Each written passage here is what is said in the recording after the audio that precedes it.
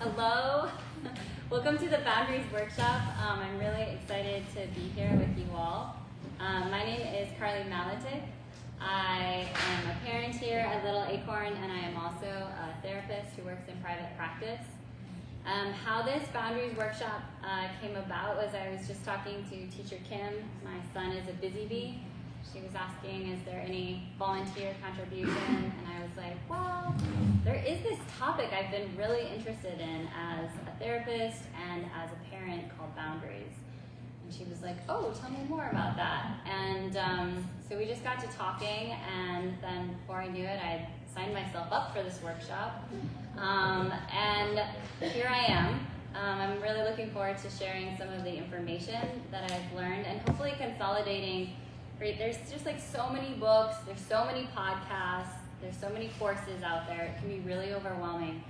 But consolidating the information in a way that you can walk out with just one thing today that applies to your kiddo and your family dynamics and situation. So, welcome online, everyone who is online. We're also excited to have you here as well.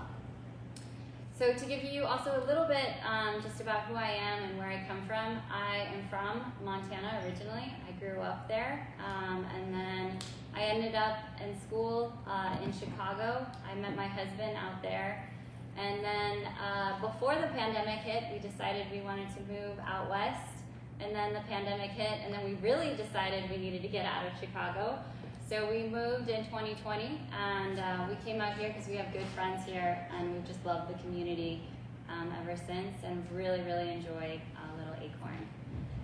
So I also just want to pause. I want to thank Director Lindsay for all of the work that you've done in kicking this off. Teacher Cam, thanks for encouraging this, and gentle push, yes, come do it. And thank you everyone who's here live and also in person. So I want to go ahead and just start off. You're here, you made it live, in person, in the recording. And just acknowledge, first of all, the work that it took to get here. So the arrangements you had to make. Right? Yeah, some sacrifices. You had to kind of juggle some things. Driving here, getting here on time is a real thing as a parent. Even if you're online, and then sitting here, right? So you've already done more than enough above and beyond tonight, and we rarely actually acknowledge what we do as parents. We often only acknowledge what there is to be done. So thanks so much for being here. What we're gonna start off with is really also identifying kind of what we grew up with, the boundaries that we grew up with, and then the boundaries that we're trying to set with our own kids. So I want you to just take a moment and think about your childhood and the amount of time your parent played with you. Just like think about how often your parent played with you. And this isn't to throw anyone or anything under the bus, but just kind of tracking. And now think about your child and the amount of time you play with your child. And now another camp is think about the amount of time perhaps your parents spent acknowledging your emotional inner world and understanding your feelings. I see some smirks already in the audience.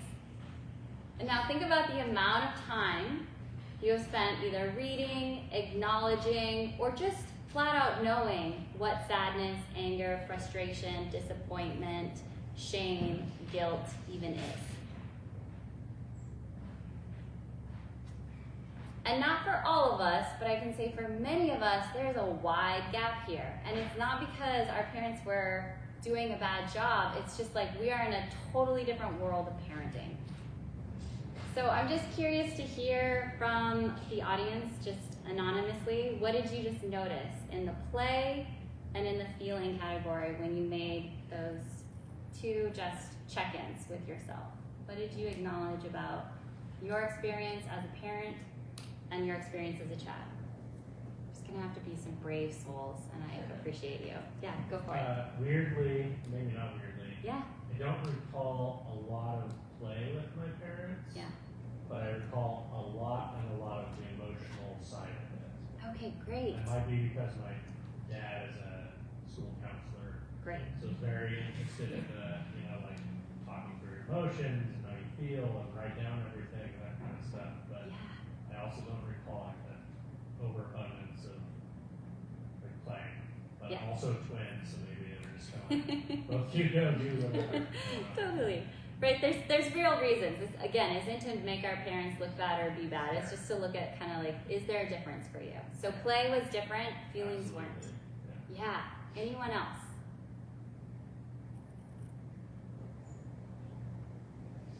One more brave soul. Sure. Yes. My dad's military, so there wasn't Okay, no feelings, right? They didn't exist. Yeah. Yeah, they were gone. They were gone in my house too. Nobody had them. They just kind of exploded every now and then, right? Okay, so we're living in a different time. So as we kind of look at this, what you're doing is just like incredible in terms of this gap that we've been trying to fill in with our kids and the amount of work that we're all sort of heavy lifting. So I want you to kind of think about when you were a kid. Now this is the next step. This is you. And there was an adult, and there was a boundary that was set, okay? And when you think about this experience, kind of going back, many of us grew up with sort of a spectrum here of what boundaries were, like how they were experienced. So we can go from sort of non-existent, okay, to maybe like harsh. I am gonna actually put on here because this is real, and I think we can all name it. Painful, right? Like they were like physically or emotionally kind of painful. It's like no, and like there's a consequence. To like loving yet firm, and then kind of everything in between, right? This is maybe like somewhere in between that. This is maybe like soft, kind of like flexible, a little floppy. So take a moment to identify when you kind of think through this. Let's just take 2 caregivers in your life.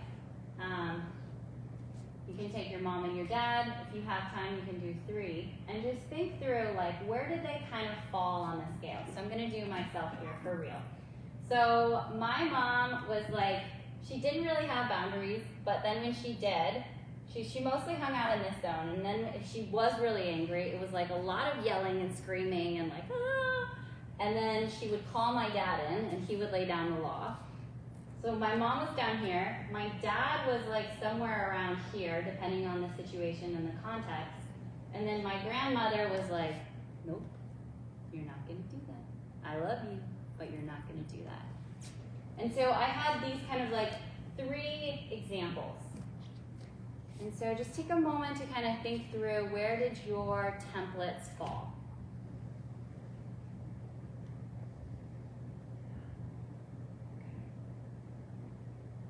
And when you think about this then, what we have as a kid is we have, let's say, okay, get some different colors going on here. Let's say this is mom, this is dad, and this is grandma here, okay?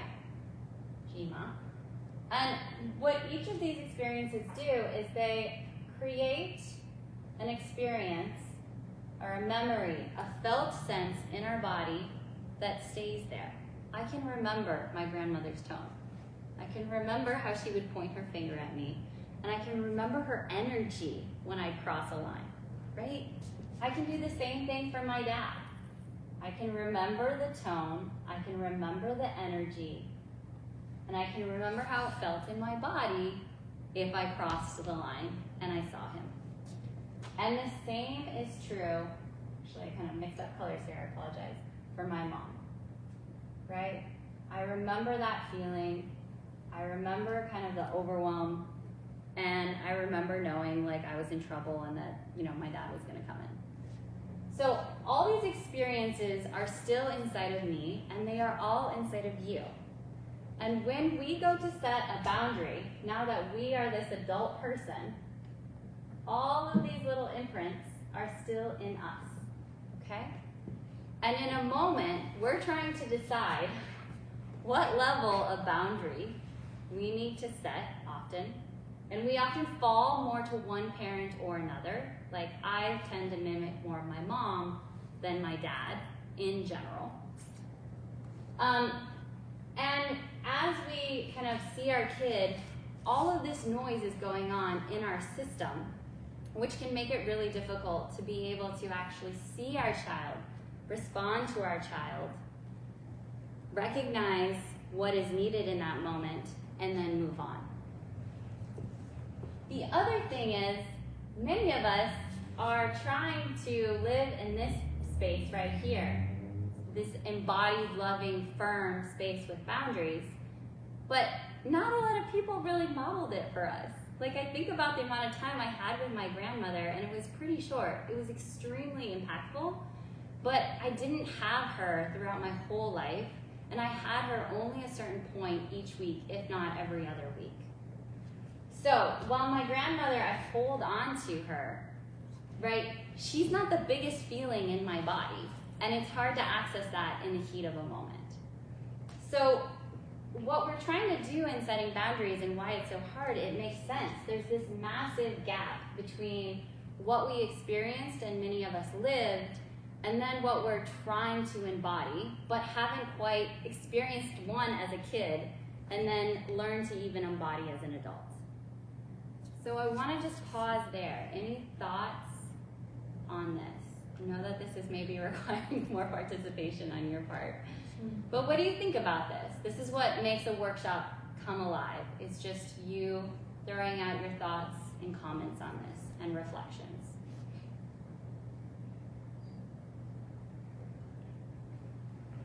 Yeah, go ahead. I'm curious in your experience if you feel like there was any change as you're going through this process of thinking about how your parents were and your grandma, you know, like, was there kind of like they were the same throughout your entire, like, in thinking back to your childhood or whatever, was there like, differences as they maybe evolved in their thinking, that kind of stuff too? Yeah, absolutely. My dad is completely a different person than he was when I was little.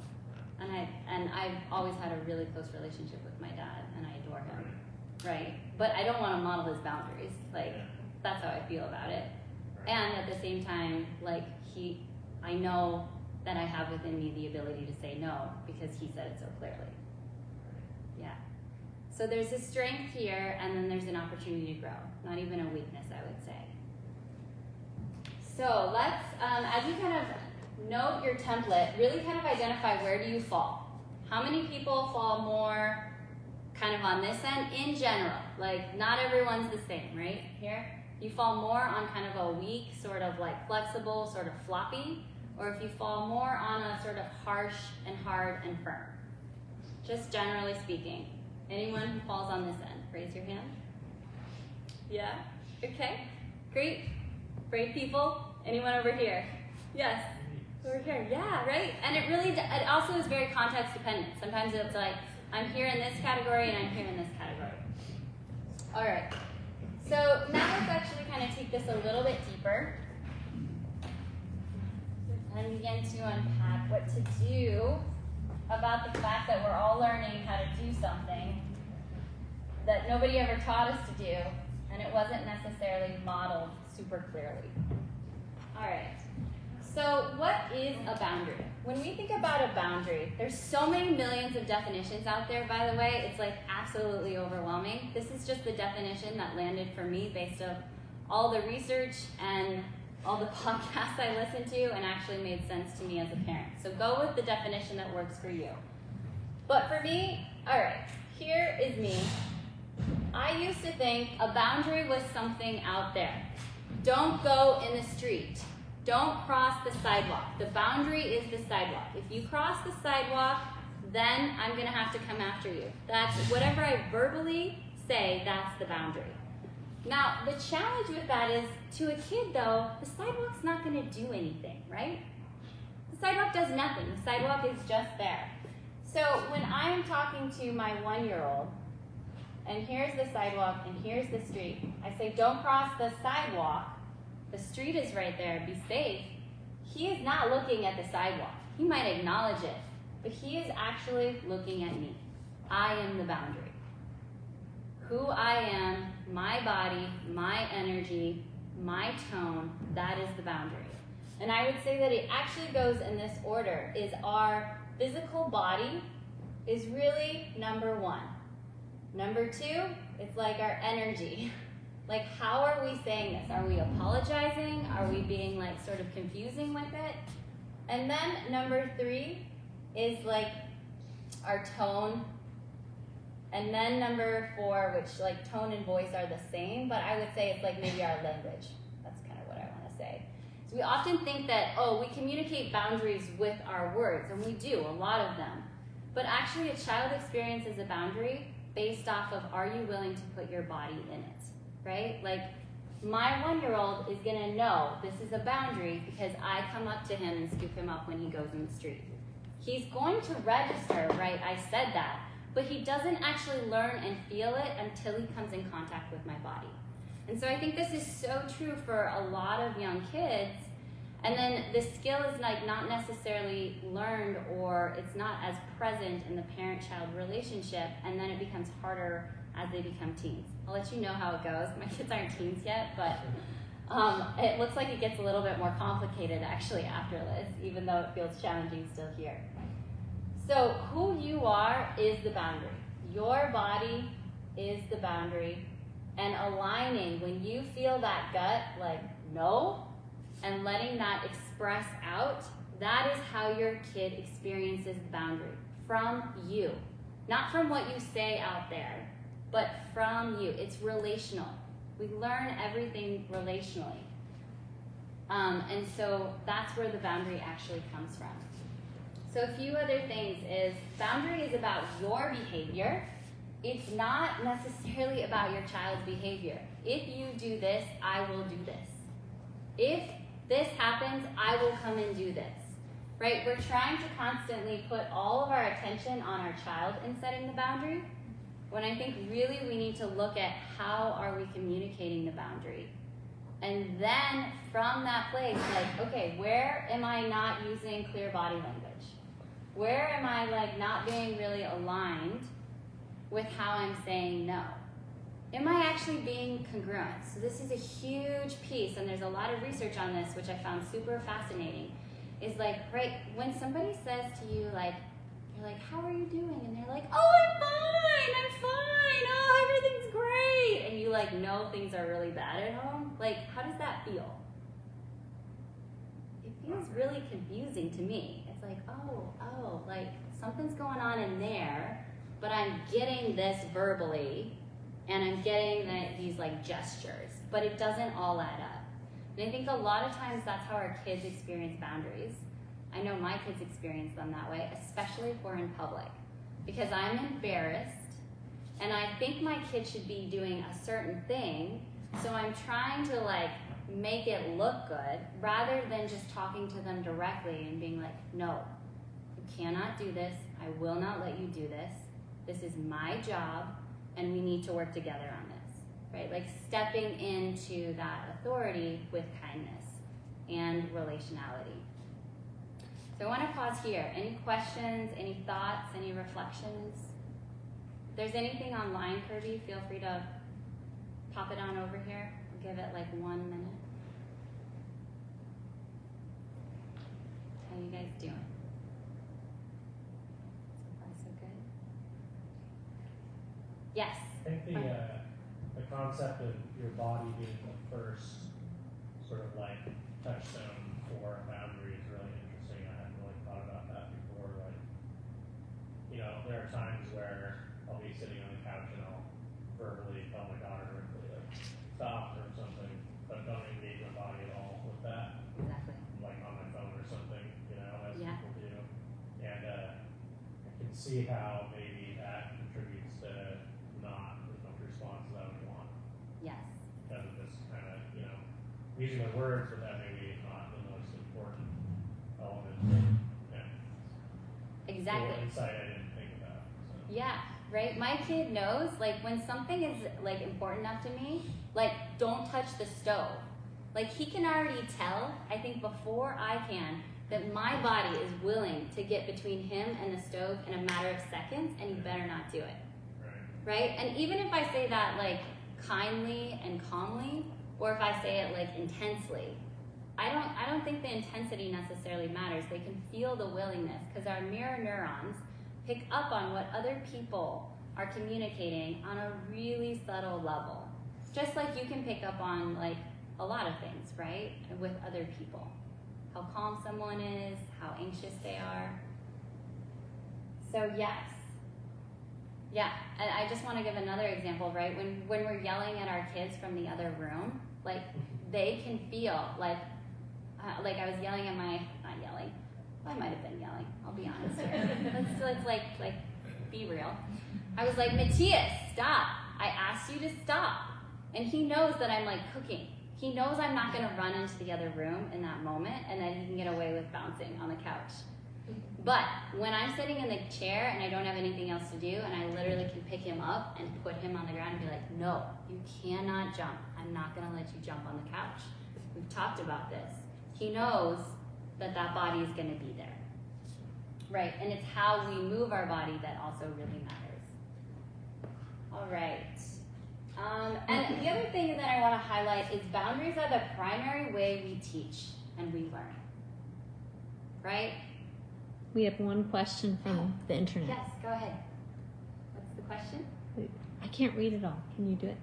Is there an approximate age when you being the boundary shifts to being the dominant way to communicate?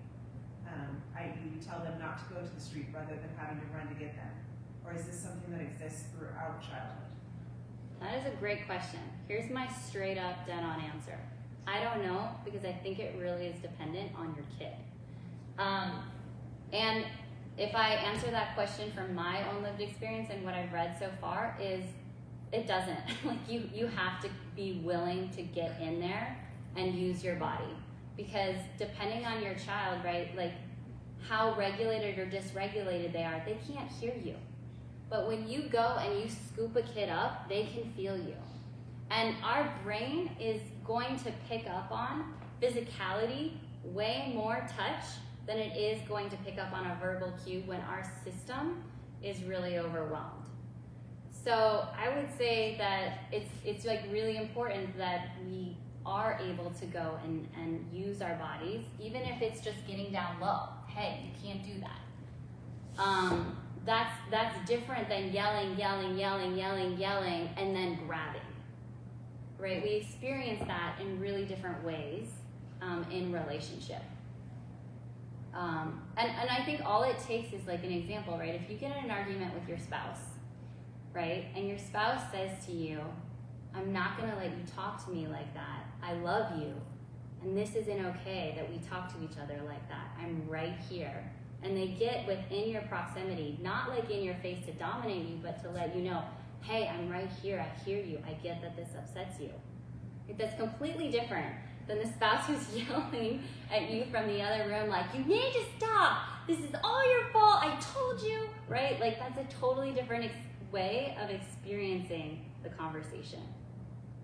So I think that physicality is always involved to some degree throughout our child's development. What that looks like in teenage years, I don't know.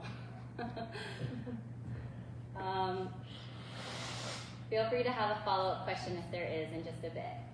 All right, so boundaries are about us, and they are not about our child. Our child can decide whether or not they accept the boundary or not, and that's up to them. It's about what we do in relationship to them. It's not what they necessarily do in relationship to us. Of course, that's part of the process, but we really need to look at ourselves and what's happening with us, and then I think look at our child. All right, so what is in our control and what's not in our control? Let's kind of think about this. There's smart people I know in this room. So what's in our control, let's put in here, and not in our control. So when you think about setting a boundary with your child, what do you feel like is not in your control when you think about their little spirit and being? What is not in your control? Let's popcorn this out. Yes, in the back. Their decisions, right? Like they have this mind of their own, and there's no way you can just like reach into their brain and change their mind. I haven't figured that out yet. What else is not in our control? Their emotions. Their emotions, right? Yeah, they're going to be happy, sad, angry, frustrated, delighting, all within like 1 second to the next. None of that is in our control. We could be setting the boundary perfectly and we still get that full cycle. We could be setting the boundary horribly and still get that cycle. It doesn't actually have to do with that. Yeah, what else?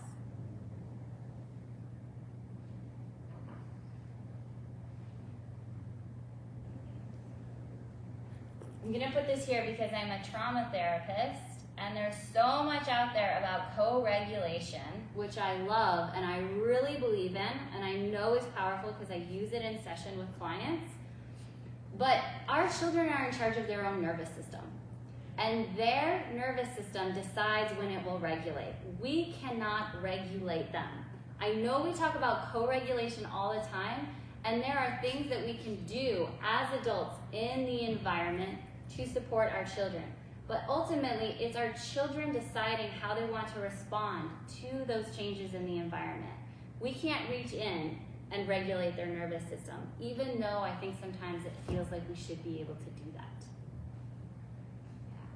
Yeah. And that's a huge responsibility. Each person is in charge of their own nervous system in the same way we're in charge of ours. We have to teach our kids that they also are in charge of their nervous system. And we're here to support them in that process as they communicate and tell us. But we can't do all the work for them. All right. So I would also just add, right, desire.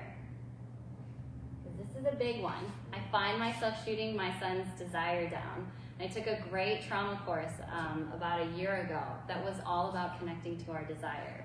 And here I am like, oh, you can't, like, why would you want that? You don't need that. Like, that's not a good idea. Instead of being like, oh, you want that? Tell me. Tell me why. I can't give you that. You can't have that. But tell me. Tell me why you want that. That's not true for every situation. But desire is another one, right? We can acknowledge what our child wants. We can even say, that is good that you want that. You want more video game time because you like that. That's fun for you. I get that. And we're done now. It's coming to a close. So desire is another thing we can't necessarily talk our kids out of. We can ignore it, but really acknowledging it, I think, changes our connection to them. So then if that's not in our control, this is not in our control, what in the parent-child relationship is in our control? What do you think? Any ideas? Our responses. Yes. How we respond, right? I'm picking up on this, and then how I take it into my heart, soul, and body, and then I respond to you physically, right? How I respond is in my control, depending on how regulated we are. There's good days and bad days. Yes. Our demeanor. Yes. Yeah, our demeanor, our tone, right? Our intention, right? Is this coming from a place of like wanting to dominate, or is this coming from a place of wanting to teach? That's what I have to like tell myself over and over and over again. Where is this coming from? Okay, I can still listen to my no, but what's my intention with it? Yeah. Anything else you want to add here? Energy. Yeah. Yes, our energy. That's really important too. Yes, that is in our control. And with our children, what do you feel like is our responsibility in terms of teaching? Let's think about it from this lens. Actually, dislike this, what's in our control, not in our control in a way, because I think it's a little bit too black and white. It's really like, what is ours to teach and guide to a certain degree, and what isn't ours to teach and guide, right? So what is ours to teach and guide with our kids? Safety, yes. Like, right? Safety. What's safe, buddy? Yeah. I'm just going to put this on here. Your behavior. Yeah. It is my job to help guide that. I do have to guide your behavior. Absolutely. I do need to model that, and I need to correct you over and over and over and over and over and over. And then when I'm so done, yeah, it's like, can I resource? Can I take care of myself? Can I ask someone else to tap in? Can I call a friend? And then can I teach you again, right? It's like that bottomless teaching. Okay, let's go ahead and keep moving on here. I'm watching time and I want to make sure that we get to the other stuff. Oh, last thing I want to add is there's this other piece. Actually, we're going to add this onto this next part here. We're going to talk about the characteristics of boundaries, right? So, right, like there's the characteristics of leadership. There's the characteristics of being an empathic person. There's the characteristics of being a teacher. What are the characteristics of boundaries? Right, well, it's going to look nasty by the end of this. Okay. All right, so let's do boundaries that support, this is your kid, connection. What are those characteristics? Okay. And let's just look at some of the characteristics or things that can be at play when there is, excuse me, here we go, disconnection. There's like this distancing. Right. And let's just say, right, there's maybe some need for repair here. We all have been here. I am here on a regular basis with my kids. That's a broken heart. But what are some of the characteristics? I'm going to kick this off here. So, one, when we are coming from a place of connection, there's a state of regulation. There's a state of groundedness. There's a state of feeling into what your intention is and knowing that that is good, right? I really believe our intentions are good as parents. It's how we communicate them that can get a little sideways, at least in my own life. But we have to trust in our goodness as a parent. And I really believe we all have that. We all want the best for our kids. No matter what trauma history you have had, you want something good for your kid. It's what makes you human. So regulation. And then when we think about this on the other side, right, it's kind of the opposite. What do you see in more of a distance, like where there needs to be a repair or there's just like some unnecessary maybe hardness? What's happening with the regulation on this side, with disconnection, with the parent or adult? Anybody? Everybody knows. Dysregulated, yes. Yeah, totally. All right. There's this sense of being able to see reality. We're not in full on our animal brain, right? And when there's a high level of sort of misunderstandings, not being able to stay regulated, there's also this ability to not see, right? You can't really see your child for who they are. You're seeing like the worst case scenario or maybe a scenario down the line. When my son goes to hit my older kid goes to hit my younger kid, one of the things that can happen in our household is like it's really upsetting to my husband. And so he has a really big response to that, and I have a less response to that. And that, like, I can see he's not going to kill my 1-year-old, but my husband feels extremely responsible in that moment. And so we have different areas where we're more triggered than others. Okay. There's a capacity to receive and take in. When we're in connection and we're setting boundaries, we can see, we can take in, we can receive and acknowledge the other person's emotions. On the other side, it's like nothing can come in, right? It's like this sort of like solidness and overwhelm, and nothing else can come into our system. Boundaries that serve connection are pro-relational. And also like pro-problem solving. Like, okay, let's figure this out. Let's work as a team. On the other hand, they're not pro-relational. It's like my way or the highway, and it's not about problem solving. It's about bringing it to an end. The other thing that we can acknowledge about boundaries that serve connection is there's this honoring of autonomy, right? I respect that you're mad right now. I get it. Like, I'm not going to try and change that. I understand. There's an acknowledgement of that, and I'm not trying to change that. I love you. I get that you're mad, and you can't do that. Okay, let's go read a book. or let's talk about this in 5 minutes, or let's take a break and sort of wrestle on the ground, right? So there's this honoring of autonomy, and on this side, right, it's like, knock it off, like, that's not okay. You need to either get yourself together or you need to go to your room.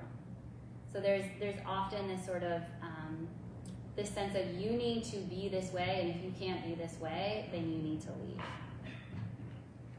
The other thing that there is there's this understanding of the hierarchy role. And so with a lot of kids is we forget that the parent-child relationship is not equal. And all of this collaborative, like, you know, co-regulation and problem solving, it can begin to feel like the relationship starts to become equal. And there's more and more work around attachment theory and looking at the fact that mammals, when there is, you know, a parent and a child dynamic, no matter what the species, the parent always assumes the dominant role and the child is dependent. And when that isn't understood in the hierarchy, when the child begins to take the dominant role and is bossing around the parent, that actually feels really unsafe and scary for the child. And so what they're calling this is alpha children.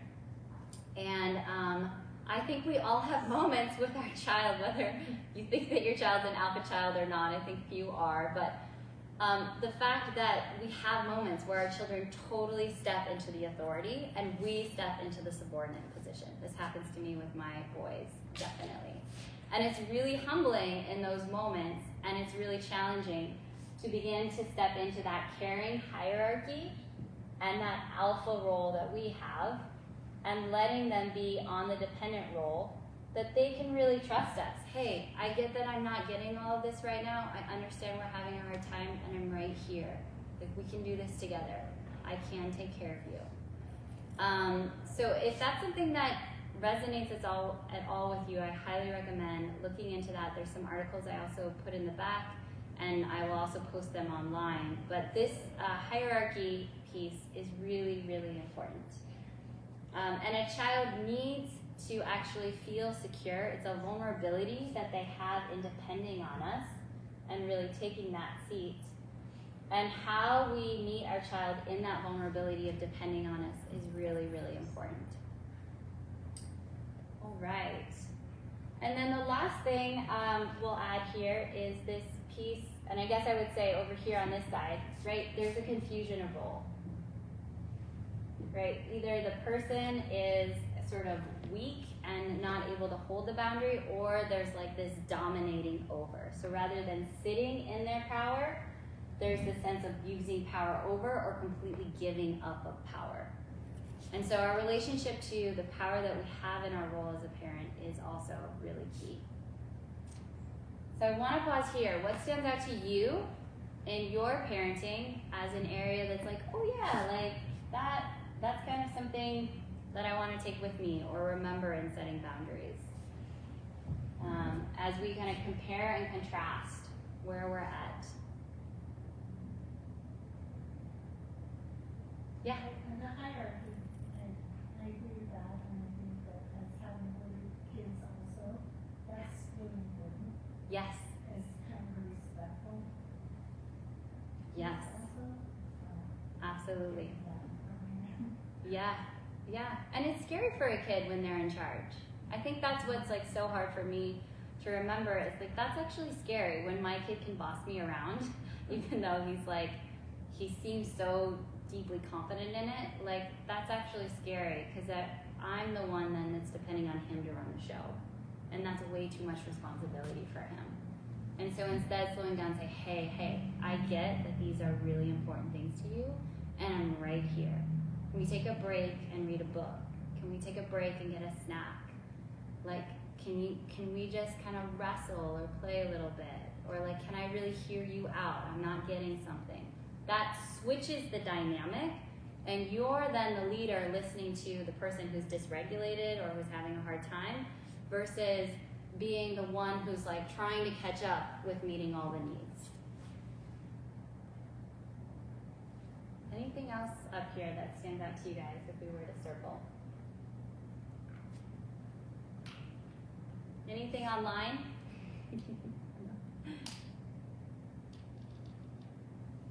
Yeah. I think one thing that stands out a bit is the honoring the autonomy piece when there's like, you feel like there's an immediacy to it.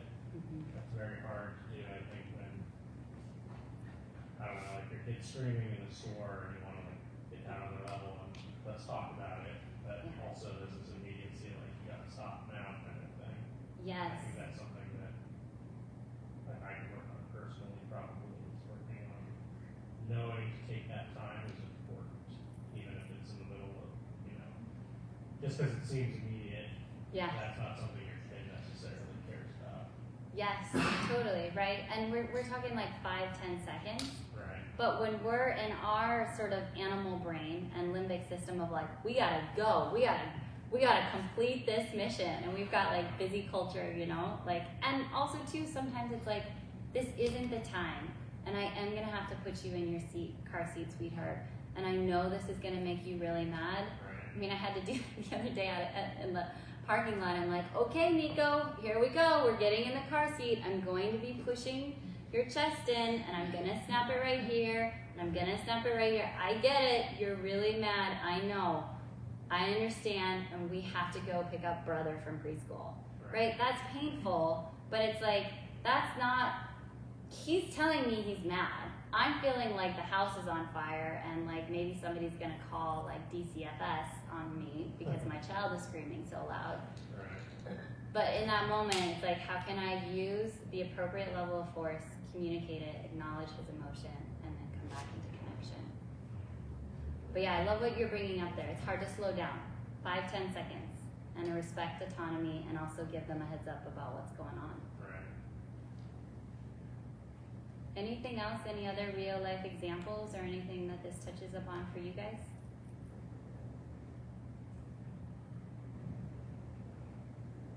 No? Okay, let's keep going then here. All right. I also just want to add the other thing that we kind of talked about here is like staying congruent, right? Our kids can feel when we start to get incongruent, when we're starting to kind of like gloss over the no and not actually directly communicate it to them, because we're trying to like shove something under the rug or move something along. And it's like, yeah, can we stay congruent? Can we give it the 5-10 seconds it needs? And then can we move forward with that stable, sturdy, confident leadership that is required in the moment? All right. So a last way kind of to think about this is when you are on an airplane, right? Actually, I'm gonna put 2 examples here. If you are on an airplane and there's a lot of turbulence, and the pilot, this is how I like to think about parenting. And Becky Kennedy talks about this a lot in her book. I think she mentions it in her book, Good Enough, and in a podcast. But if you are on an airplane, here's your lovely airplane, and the pilot is driving and there's a lot of turbulence, and he gets on the speakers and he goes, hey, okay everybody, like, it's all gonna be okay, just take some deep breaths, like blow out the candle, we're all gonna be all right. I know there's a lot of turbulence right now, but just hold on 1 minute and we're gonna land this plane, really feel your feet, I think we can get there and it's gonna be okay, right? How confident are you in that plane pilot? No, not at all, right?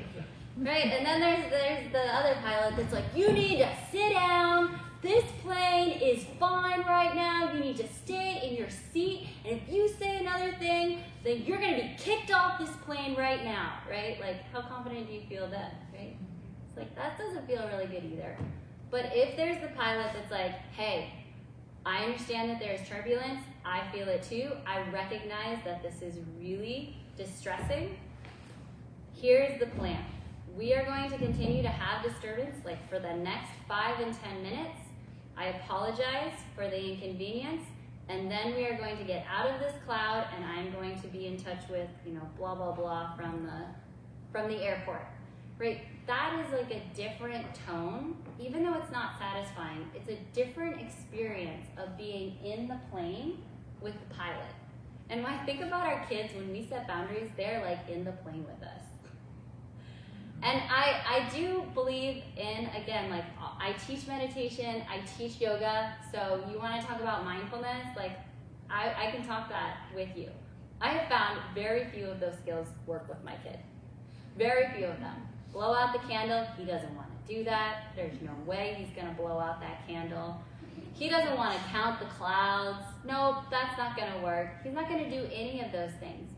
But when I look at him and I say, Matthias, I get it. You're really upset about this right now. I understand, and here's the plan. That actually brings him down. Every kid is different. Your kid might respond really well to those things. But that's not my kid. I can actually, if I start doing something with him, like jumping or wrestling, but he's not going to want to blow out any candles with me any day, at least at this age. So what do you guys think about the plane? Any thoughts there when you think about setting a boundary and what type of pilot you want to be for yourself, number one, right? Because it feels good to be that pilot that knows what the plan is, or at least is acknowledging the distressing situation and saying, I'm right here, we're gonna figure this out, versus the pilot that's like trying to fix everything and soothe everything, and then the pilot that's ignoring the emotional distress. Any thoughts here?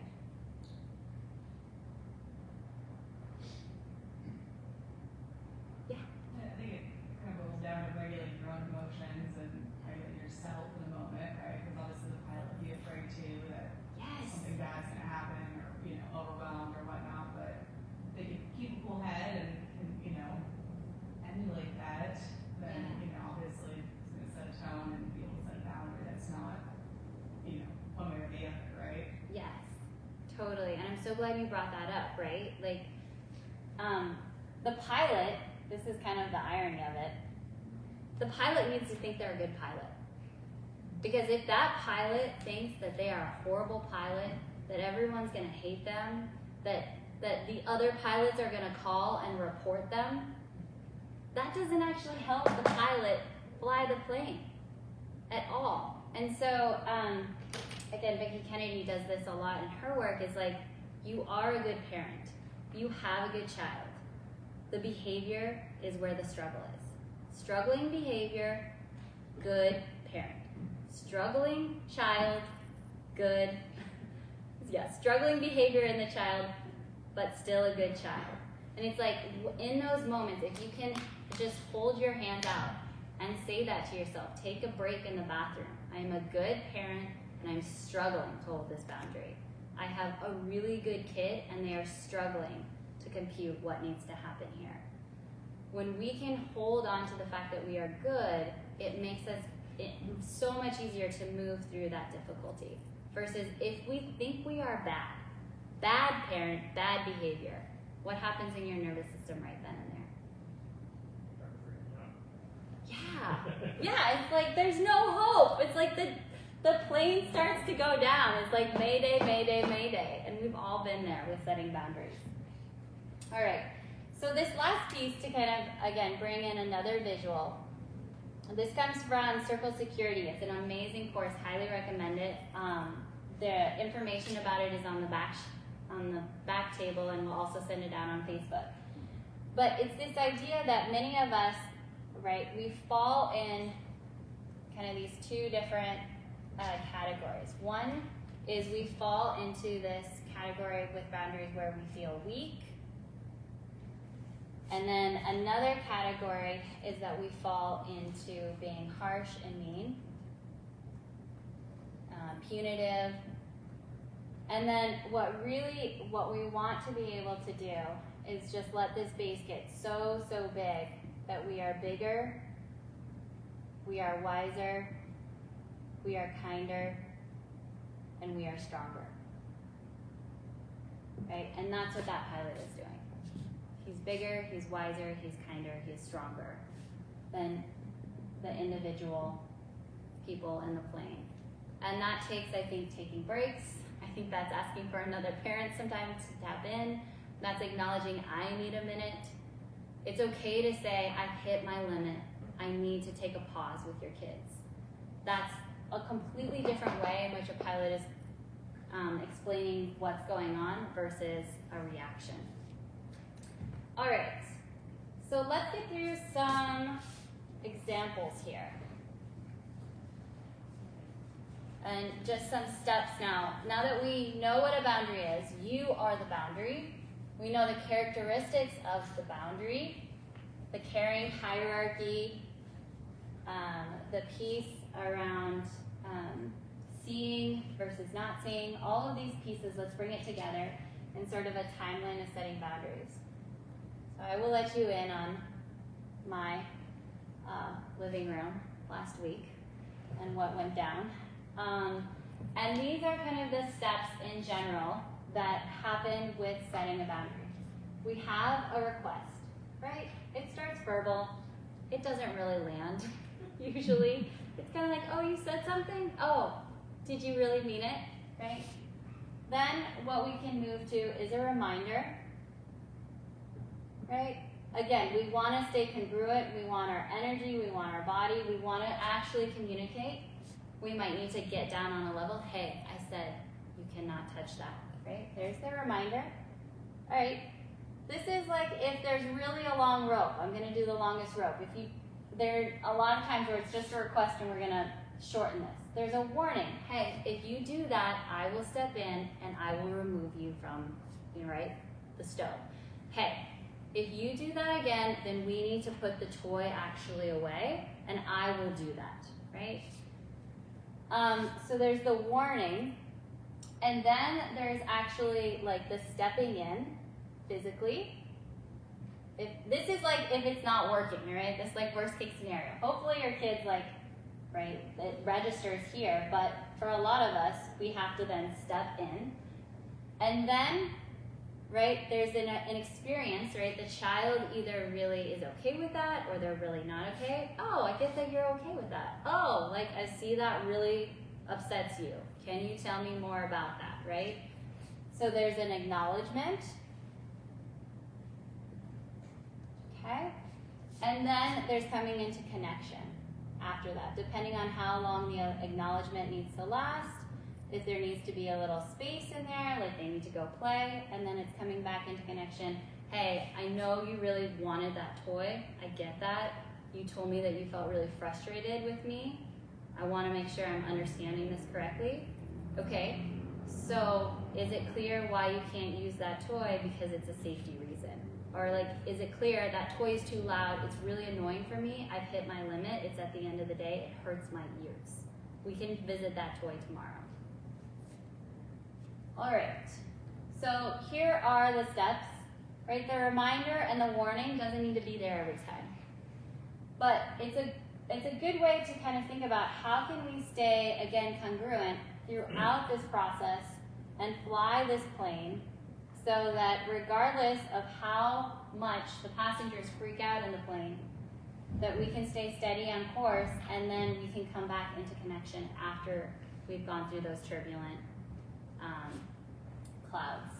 So I know that we don't necessarily have a sheet of paper, but I want you to take a moment and just think about an example of when you set a boundary this week and it went well.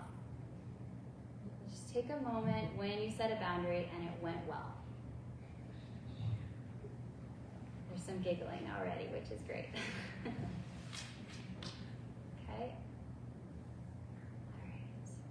And notice what happened in that moment in your body from beginning, if we track you, all the way to the end. Anyone just kind of share here. What did you notice kind of in your body in the process of setting the boundary, like communicating the boundary, like affirming the boundary physically if you needed to, and then coming into connection at the end? What did you notice about your own experience? Anybody? Like satisfaction. Satisfaction, yeah, felt good. Yeah. It was calm. It was calm, yeah, right? It's so It nice. just feels Yeah, like fluid, right? It's so great when boundaries work like that. It doesn't always work like that, but right, we gotta remember that there is this space. Okay? you feel connected with your child. Yeah, you feel seen, they feel seen, there's this common understanding. Totally. Anything else that you noticed?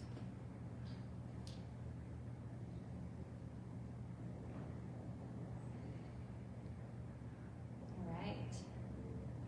So let's think about this now. The same thing in a situation where the boundary was not comfortable, calm, easy. All right? And kind of walk through this situation. If you do have a sheet of paper in front of you, if you are live right now and you can draw this out, just draw out the events, right, of what happened. And after you kind of think about the sequence of events, like the warning leading up to likely the explosion, and then what happened and the fallout after that. And let's go ahead and choose a moment and identify, what did you see? Literally, what did you see with your eyes? If you were a camera in the corner of the room or the park or wherever, what would you have seen? I would have seen that my child was screaming at me from the bedroom, that I was a bad mom, that I was not listening to him, and that I needed to go to my own room for some reason, is what he was telling me. That's just what I would have seen, okay, in that moment. So what did you see? All right, what did you feel? All right, I know what I felt when my child was doing this. Kind of confused. I felt a little perplexed. I was trying to finish making a quesadilla for him, and I had no idea why it exploded so quickly. All right, and lastly, what did you need? What did you in your body need?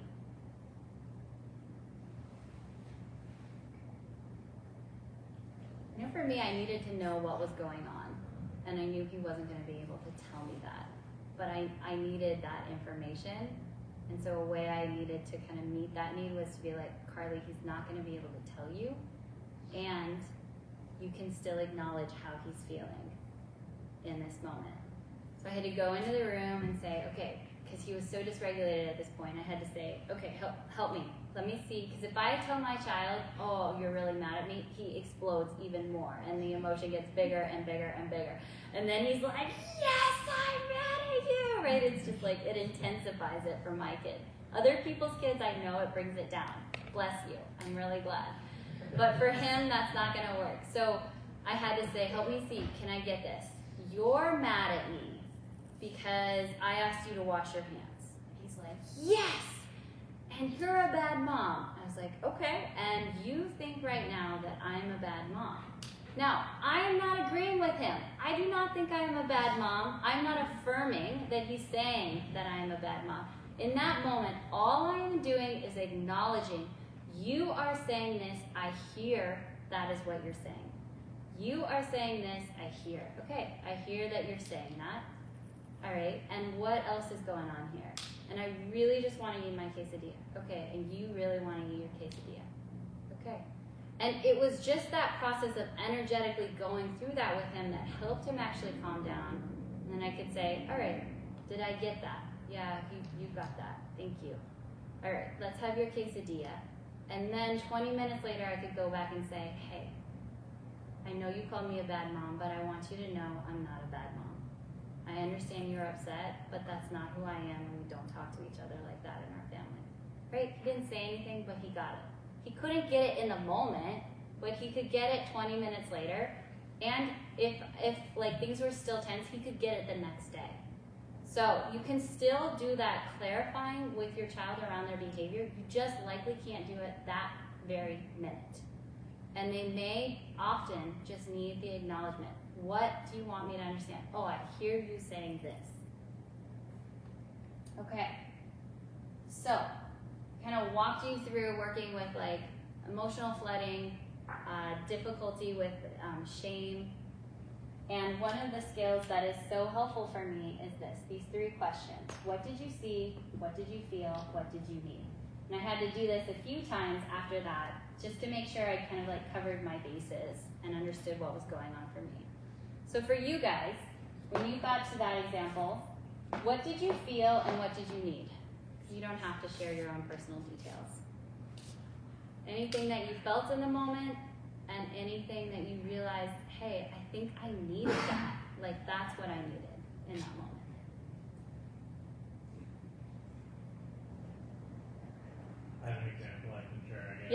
Please do. Last night, I'll just use my actual example. Yeah. Never mind. Last night, sitting with my daughter, eating dinner, she was like kicking on the chair really loud, of course. She's pretty energetic.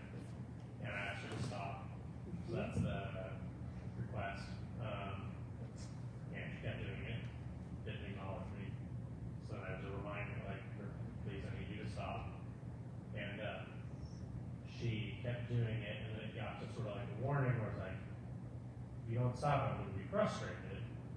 And then she didn't stop, but she did it really quietly. Yes. She's And smart, that really right? drove me crazy, and that made me mad because Yes. in my mind, you know, and in retrospect, well, I'll say in my mind, it was like the disrespectful one was kind of like, oh, well, I'm going to trick you kind of thing. Yeah, And that made me totally. mad, so I'll admit that I yelled at her a little bit, and then Yeah. she said, well, I'm going to leave forever or something. She went to her room. Yeah. And then, you know, I thought about it, and in retrospect, in her mind, I think she was actually doing what I had asked. She was like, oh, well, the noise is bothering him, I'll just be quiet about it. Yeah. Kind of thing, but actually, She yeah. was. You probably understand this. Right, yeah, so, I mean, so it's appreciative to think about those steps, because I think that, yeah, basically that's what I had to do, is I had to think about that, and then after the fact, when I talked to her and apologized for yelling, and try to explain like where I was coming from, or why I thought we were thinking, which is fine, but so, that's an element, I think, of where what I needed was her to just stop, because it was a long day, we were all tired, and any amount of like kicking the chair was not okay with me. Yeah. But in her mind, she was trying to give me, I think, at least the third time, what I wanted. Yeah. But anyway, that's an example, I guess. Yeah, that's such a great example, right? Like, what did you see? Like, what did you see in the moment? And then what did you see after the moment? They're two different things. And we have to be able to hold the complexity of that. The other piece is like, right, our kid can be listening to us, oh, I think this is what you want, and testing us at the same time, Yeah. right? Two things can be happening because it's experimental. Like, where's the boundary? Yeah. Where are you going to come in contact?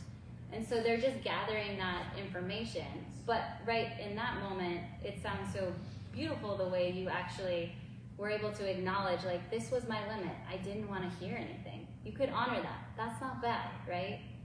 And then you could actually go back and build in a connection around the yelling that happened. Hey, like, my frustration is my frustration. That's not your fault. This is what happened. And, like, here's the plan moving forward, right? Or just here's what the event is. So, such a beautiful example of, like, we don't have to get this right. We don't have to do this perfect. We're just in process with our kids around these boundaries and continually clarifying them over and over and over, becoming more and more congruent with saying no and trusting the hierarchy that we have and reestablishing that over and over and over again as it gets flipped, because it will. Yeah. As I have older kids, I think that it's really important to circle back around that connection piece, because then if they're getting that boundary really clear, really come back. Yeah. It's more connecting than just no. And sometimes, yeah, I just want to stop. Yeah. And I have to circle back around, but then we're able to have a deeper conversation with my counselors. And that will happen about the next time. Yeah. Totally. Yeah, and that is the most important part. It's not what you did, it's that you came back around. Because your child is going to remember that you came back around more than she's going to remember that you yelled. Right? When somebody does something to us, we remember actually the apology and the sincerity of the apology way more than we often remember, like, the experience of the blow up. And this is why, like, we can stay in really unhealthy relationships for a long time, because that's how we're wired. We are wired to repair and to forgive and to try again with the people we are attached to and connected to. And so when we can model that for our kid, it's like you're literally pulling out whatever ideas she had in her head I'm a bad kid, my dad doesn't like me. Like, you know, that's like the extreme. Maybe she was just like, whatever, you know, I'm going to my room. But whatever her ideas were, you just made it clear to her, hey, I did this, that happened, I'm sorry. And here we are in connection again. This thing happened, we can come back. And that's what they're gonna, right? This comes back to the very start of the presentation. It's like, that's imprinted in her system. I had a dad who yelled occasionally and acknowledged, affirmed my reality, apologized, and then we came back into connection. And that is a completely different experience than if nothing happens after the event.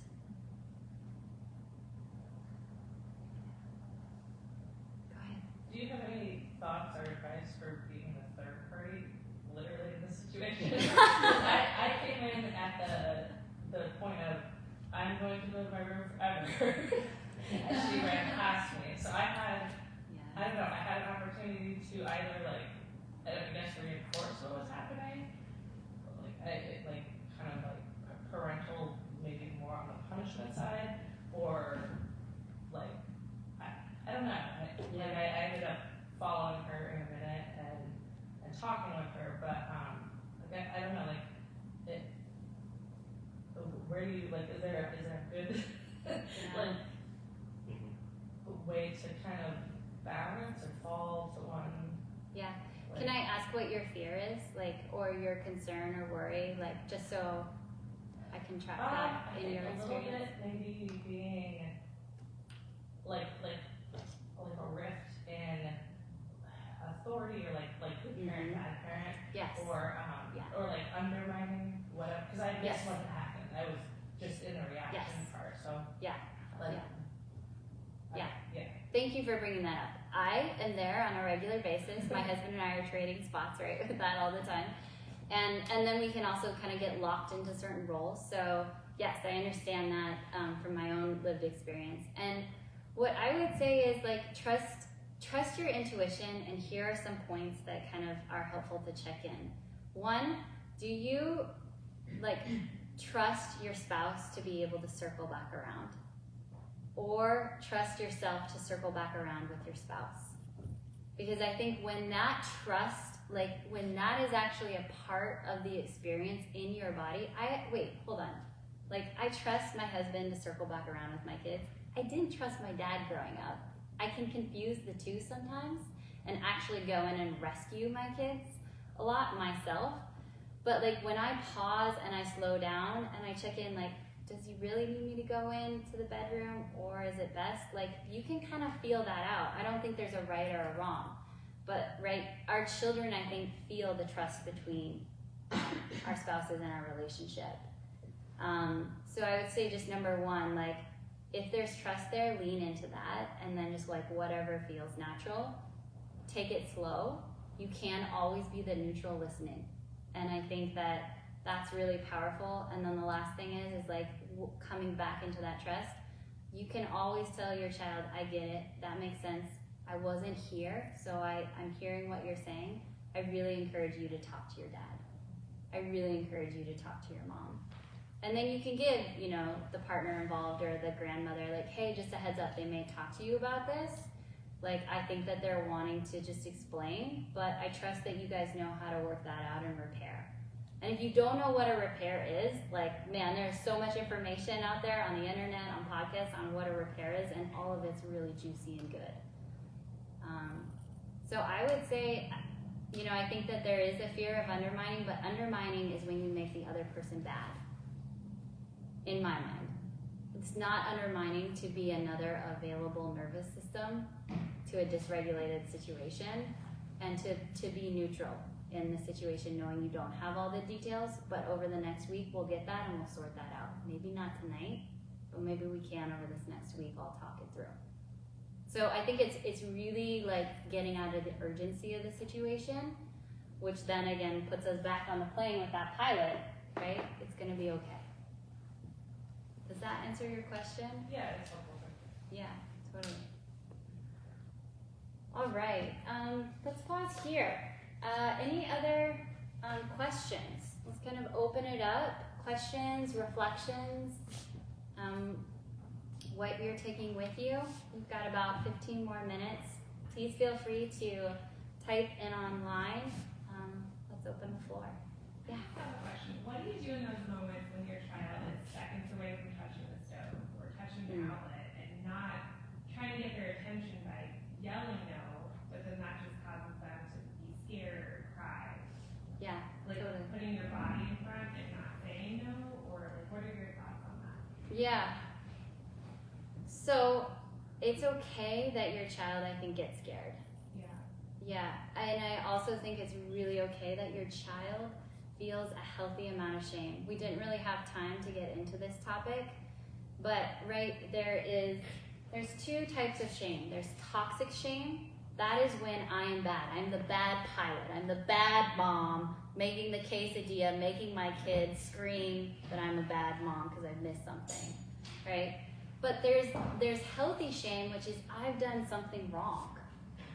And that was scary, right? And like, we need to, I think, as parents, be able to tolerate that in ourselves. Oh, you felt bad. Like, yeah, that makes sense.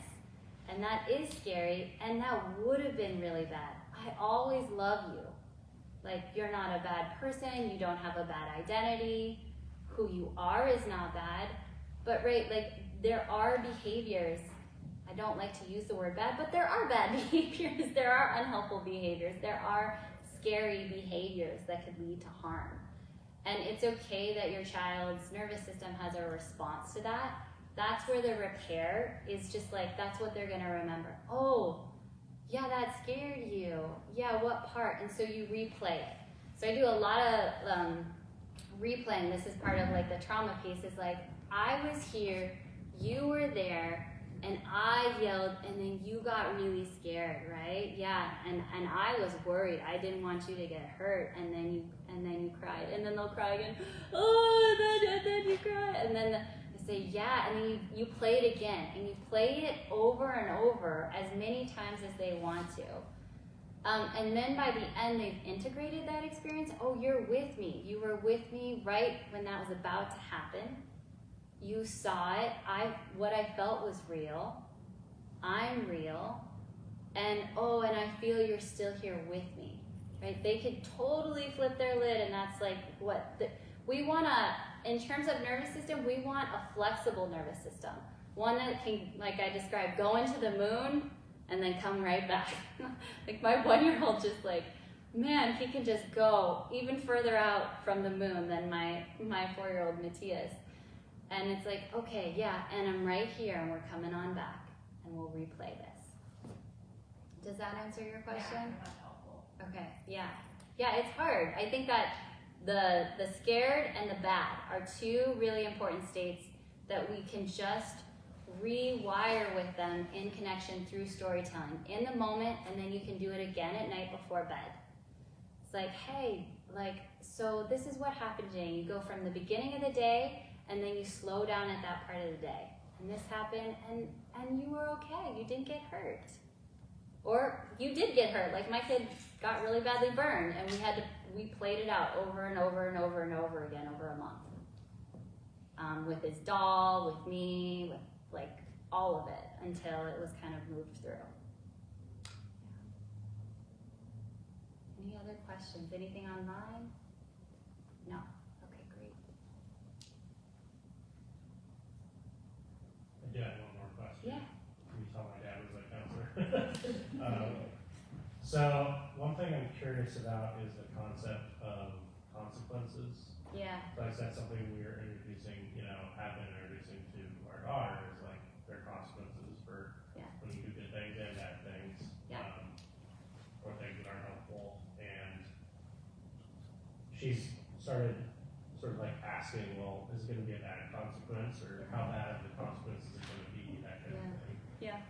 And I'm a little curious how to deal with that effectively, because in my mind, like, well, the point isn't that you shop around for this consequence. She's kind of doing what you want to keep doing. Yeah. It's like, you should probably stop. I mean, Yeah. I'm just not sure how to deal with that effectively, I guess.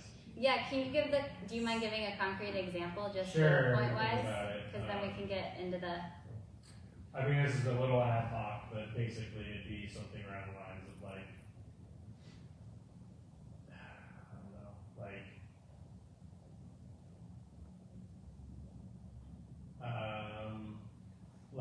she likes to bring stuffed animals to school. Yeah. Teacher Caroline can attest to Okay. that. And, you know, and so maybe she wants to bring like 10 of them to school in the morning. And I'll Sure. say, well, you can bring one, and she doesn't drop the 5 that she has in her hand, she Yeah. keeps putting them in her backpack, and I'll say something along the lines of, Ripley asked you to stop, and we need to get going to school. If you don't stop, there might be a consequence for you not stopping. And she might say something, then at that point she'd be like, well, is it gonna be a really bad consequence? Something like that. yeah. Or she wants to specifically know what it will Yeah, be. what is the Yeah, consequence the gonna be if negotiation I don't starts, yeah. stop, kind of thing. And it's like, well, Yeah, no, yeah. Okay, that's really helpful. All right, so here's my thing with consequence. I don't actually know.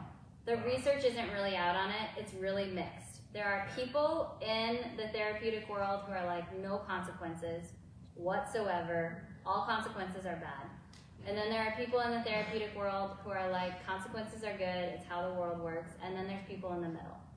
Now, I think the most important thing is to do with what feels like right for you as a parent, and to really kind of look into, okay, what are people saying, and then where do you kind of fall? That's honestly, I think, going to be your best bet. One of the things that I found with consequences, is it leads a lot to negotiation, yeah, and it leads a lot to trying to figure out what's the system. right. And it's more of like, what's going on in your head, because I can't see what's going on in your head.